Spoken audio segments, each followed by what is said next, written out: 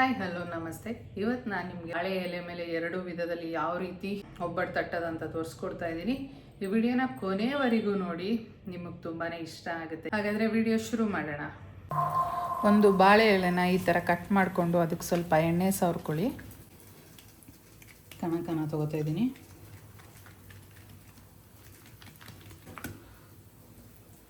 ಹೂರ್ಣನ ಇಟ್ಕೊಳ್ಳೋಣ. ಈ ಥರ ಫಿಲ್ ಮಾಡ್ಕೊಳ್ಳಿ.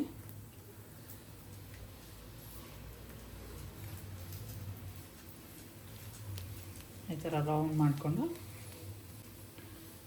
ನಿಧಾನವಾಗಿ ಪ್ರೆಸ್ ಮಾಡ್ತಾ ಹೋಗಿ. ಈ ಥರ ಎಣ್ಣೆ ಸವರ್ಕೊಂಡು ಆದರೆ ನಿಧಾನವಾಗಿ ಮಾಡಬೇಕು.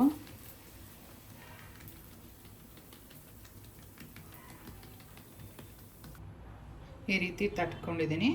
ತವಾ ಕಾಯ್ಲಿಕ್ಕೆ ಇಟ್ಟಿದ್ದೆ ಆವಾಗಲೇ. ಈಗ ತಟ್ಟಿರೋಂಥ ಒಬ್ಬಟ್ಟನ್ನ ಸ್ಟವ್ ಮೇಲೆ ಹಾಕೊಳ್ಳೋಣ.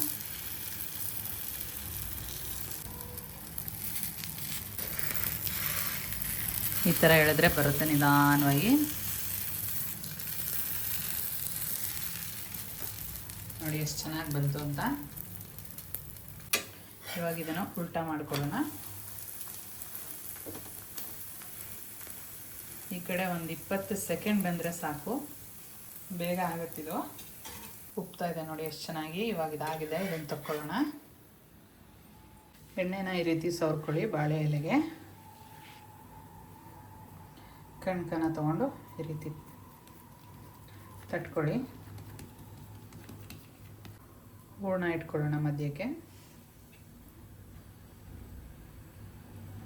ಈ ರೀತಿ ನರ್ಗೆ ರೀತಿ ಎತ್ಕೊಳ್ಳಿ. ಎಕ್ಸ್ಟ್ರಾ ಬಂದಿದ್ದನ್ನ ಈ ಥರ ಕಟ್ ಮಾಡಿಬಿಡಿ. ಈ ಥರ ರೌಂಡ್ ಮಾಡಿಬಿಟ್ಟು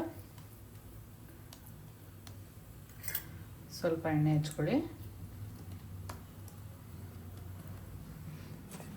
ಈಗ ಒಂದು ಚಪಾತಿ ಒತ್ತೋ ಕೋಲ್ ತೊಗೊಳ್ಳಿ. ಇದಕ್ಕೆ ಎಣ್ಣೆ ಸವರ್ಬಿಟ್ಟು ಈ ಥರ ನಿಧಾನವಾಗಿ ಈ ಥರ ಪ್ರೆಸ್ ಮಾಡಿ. ನಿಮಗೆ ಎಷ್ಟು ತೆಳುವಾಗಿ ಬೇಕೋ ಅಷ್ಟು ತೆಳುವಾಗಿ ಬರುತ್ತೆ.